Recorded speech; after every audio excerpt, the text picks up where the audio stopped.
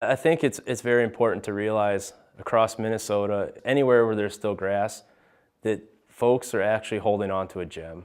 Less than 1% of the prairies left in Minnesota, and people don't realize how rare native prairie is. When you can sit there and tell somebody you have less than 1% of what's left across the state, inherently it gives prairie a little bit more value. People seem to take a little more interest in that. Right now we're at sitting in the Lac Pearl Wildlife Refuge headquarters, and the area I'm responsible for managing is a 33,000 acre Lac Pearl Wildlife Management area. We've got a tri-state chapter, which comprises of Minnesota, South Dakota, and North Dakota. And now with the Chippewa Prairie and the Lac Pearl WMA together, that's a really big block of prairie that gets managed very well. DNR and TNC works hand in hand. There's really not a fence going through the middle. It's a great relationship that we've got going on out there. You know, some of the challenges, I guess I would say, would be it's two different agencies trying to work together, and everybody has their own set of rules and their own set of guidelines.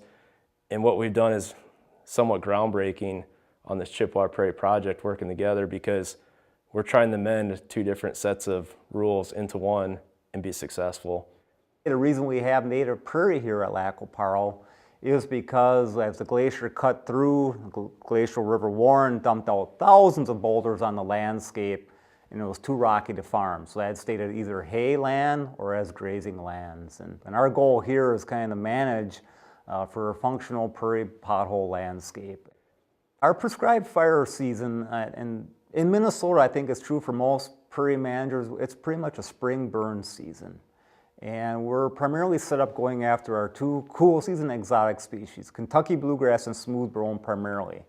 And they'll start growing in the cool times of the years, April and May, and that's really where we target our burn season. So we want to set back those species, burn their above ground litter mass, set those species back, warm up the soil, put the nutrients cycle back into place, and favor our warm season native grasses. Fire in this landscape, it can be touchy, it can be tricky because it's such a large area of contiguous grass. So when you're working together and there's two landowners involved, we join forces. We don't ever burn without the other person there, DNR, TNC. We usually have ample resources because we're combining our resources, and it really works out really well. We have lots of tree and brush invasion on our wildlife area. In the 1930s, this area was absolutely treeless. We're in the heart of the tallgrass prairie here in Minnesota, and it amazes me how much woody cover pressure we have today. And a lot of those trees that we were really battling came over from Europe as well, Siberian elm and Russian owl being two primary ones that we really fight a battle with. The way we use fire here is the top kill our woody cover. It keeps it in that short successional stage. It keeps it from getting into where you got to go out there with heavy equipment. I look at woody cover as probably being the biggest threat that we have to our prairies, along with the cool season grasses. We're working on a big patch burn grazing project where we are taking that two forces, fire and grazing animals, and we're bringing them together. And I'm really excited about that, the fire and grazing interaction.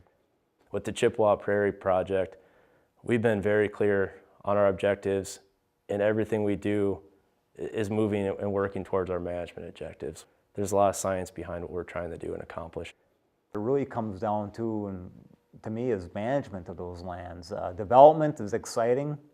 I love going out and buying new tracts of land, restoring prairies, but really it's the management of those lands long term in the end that are going to really make the difference on your plant community and your wildlife that you're going to have go in the future.